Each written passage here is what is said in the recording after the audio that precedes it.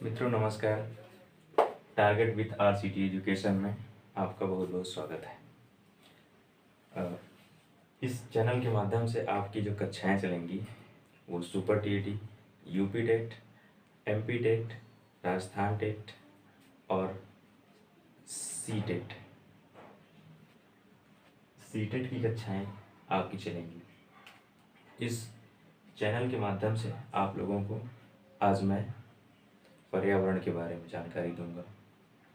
आपकी जो पर्यावरण की कक्षा होगी आपको हम पढ़ाएंगे पर्यावरण।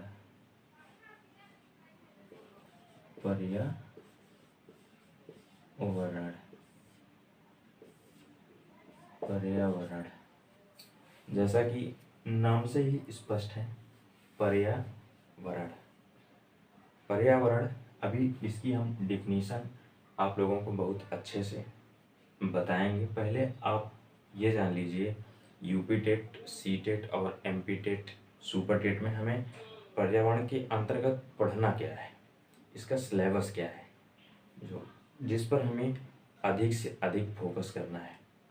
तो जो हमारा सिलेबस है, जो हमें पढ़ना है वो हमारा है, हमें इसके अंतर्गत पर्वत पढ़ना है, हमको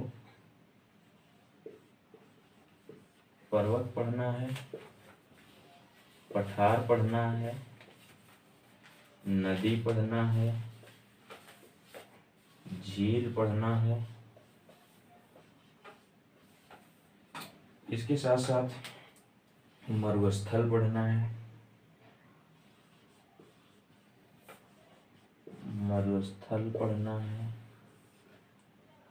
और मेला और महोत्सव पढ़ना है। जैसा कि आप जानते हैं मेला और महोत्सव बहुत ही इम्पोर्टेंट है। मेला और महोत्सव,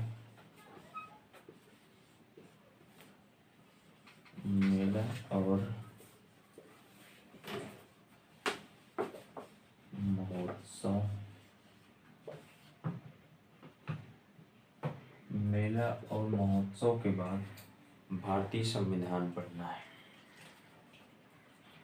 भारतीय संविधान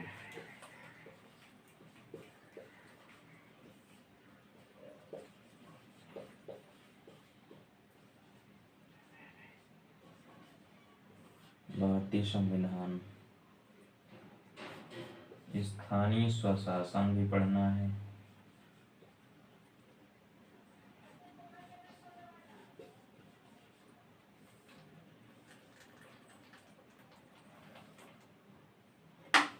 स्थानीय स्वशासन पढ़ना है और यातायात पढ़ना है। परिवहन जिसको आप कह सकते हैं, परिवहन पढ़ना है।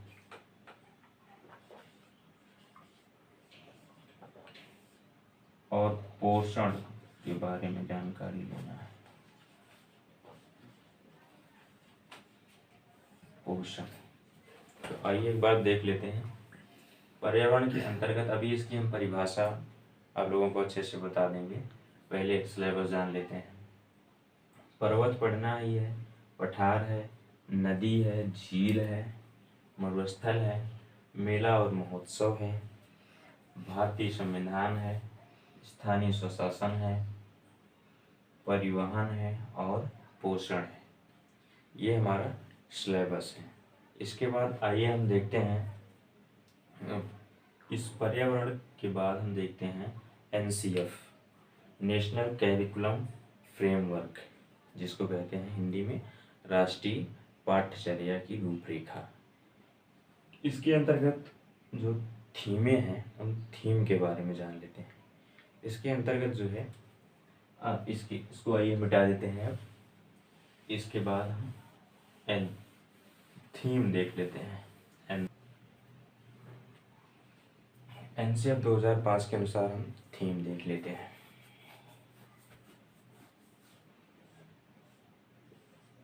एनसीएफ 2005 एन से हो गया नेशनल कैरिकुलम फ्रेमवर्क।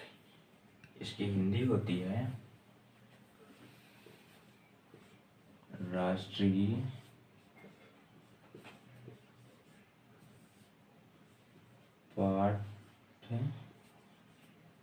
चर्या की रूपरेखा।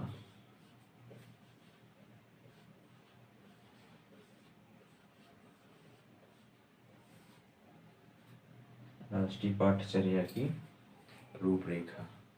जो प्रमुख हमारी थीमें हैं वो 6 हैं।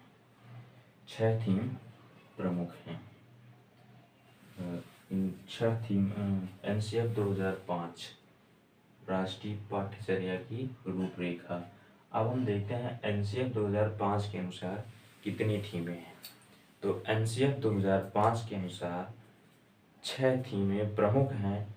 उन 6 थीमों में से पहली थीम जो है उसकी 4 उप थीमें हैं। तो पहले हम जो प्रमुख थीम है उसके बारे में देख लेते हैं।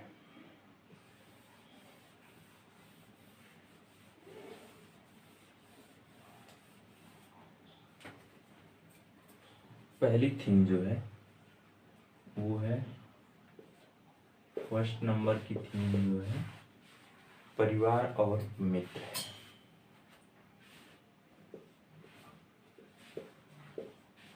परिवार और मित्र।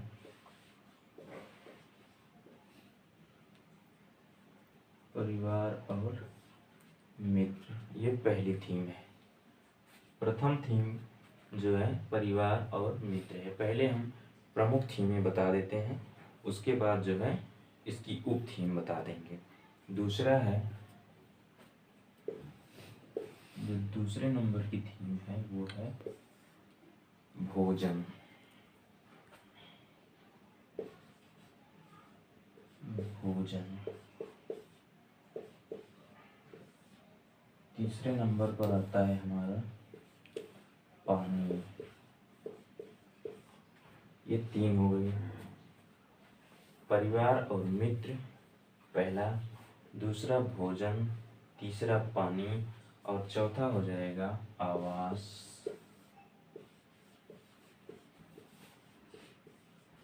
आवास। इसी प्रकार से पांचवा हो जाएगा यात्रा। यात्रा। और छठवां हो जाएगा हम चीजें कैसे बनाते हैं।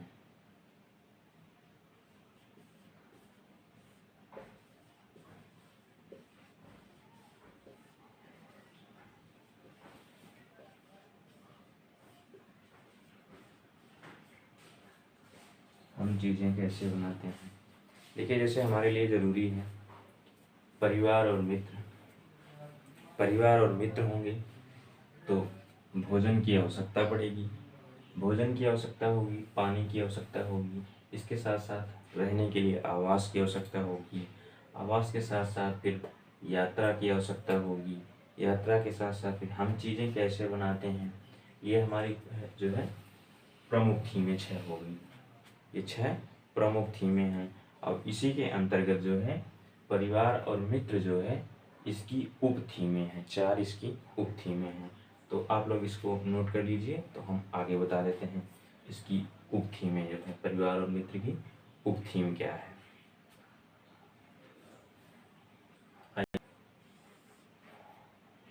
ऐसे करके पहले नंबर पर है कार्य एवं खेल।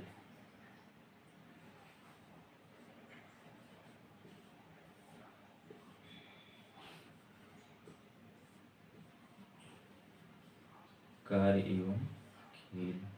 फिर उसके बाद दूसरे नंबर पे आ जाता है हमारा संबंध।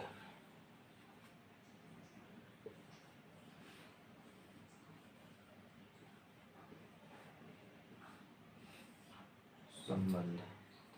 तीसरे नंबर पे आता है पौधे। पौधे हमारा जो है तीसरे नंबर पे आ जाता है। चौथे नंबर पे आ जाता है जीवधारी।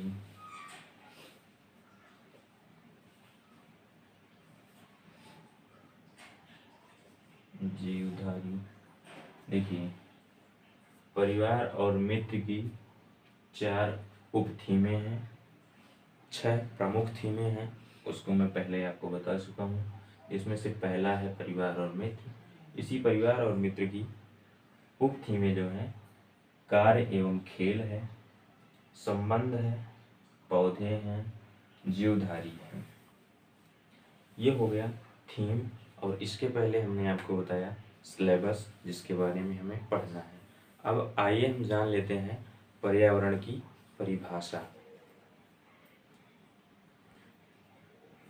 आइए पर्यावरण की हम परिभाषा समझ लेते हैं। पर्यावरण, इसकी परिभाषा देखिए, पहले हम आपको बता देते हैं ऐसे ही। पर्यावरण जो है जैविक और अजैविक घटकों का मिश्रण है। पर्यावरण जो है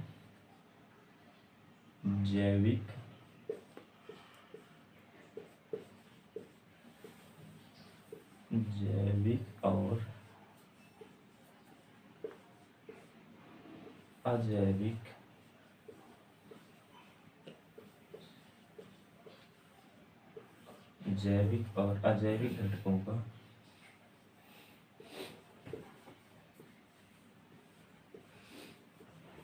मिश्रण है, या ऐसा कह सकते हैं सम्मिलित रूप है। मिश्रण ना कहिए, सम्मिलित रूप है। जैविक और अजैविक घटकों का सम्मिलित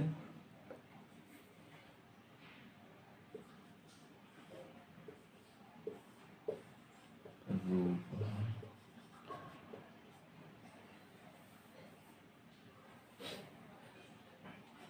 पर्यावरण जो है जैविक और अजैविक घटकों का सम्मिलित रूप है। पर्यावरण का जो शाब्दिक अर्थ होता है, इसको आप लिख सकते हैं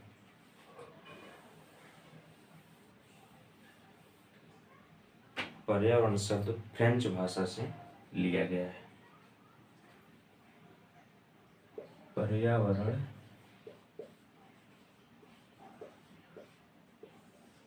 शब्द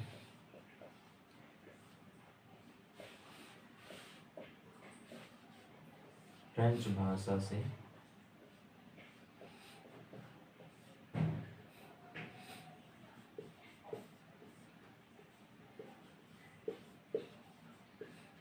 लिया गया है। ठीक है, पर्यावरण शब्द फ्रेंच भाषा से लिया गया है। फ्रेंच शब्द जो है इन्वर्नर है। फ्रेंच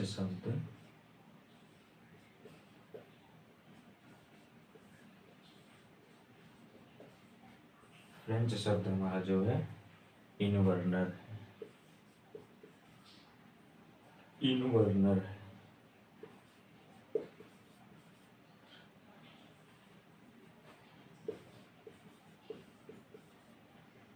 इन्वर्नर है, जिसका अर्थ होता है घिरा हुआ या घेरना।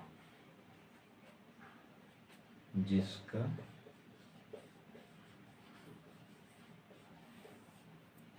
अर्थ होता है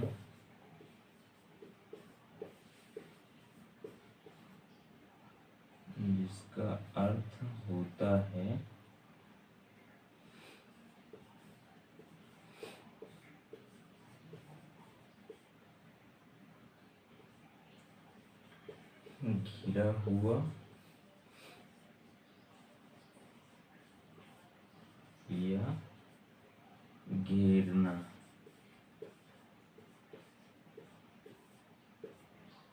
ये इसका शाब्दिक अर्थ होता है। देखिए, पर्यावरण फ्रेंच भाषा से लिया गया है। फ्रेंच शब्द जो है इन्वर्नर है। इन्वर्नर का मतलब ही होता है घिरा हुआ या घेरना।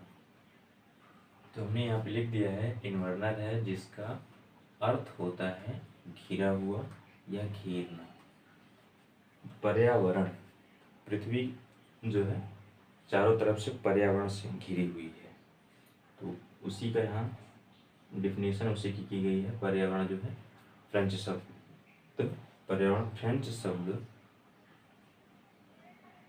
पर्यावरण से जो शब्द है वो फ्रेंच भाषा से लिया गया है।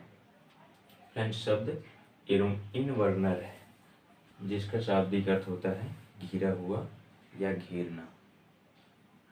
तो आज की क्लास में बस इतना ही मित्रों, और आप लोग को हमारी क्लास पसंद आई हो तो हमारा channel target with RCT education को लाइक सब्सक्राइब कर दीजिएगा और शेयर कर दीजिएगा।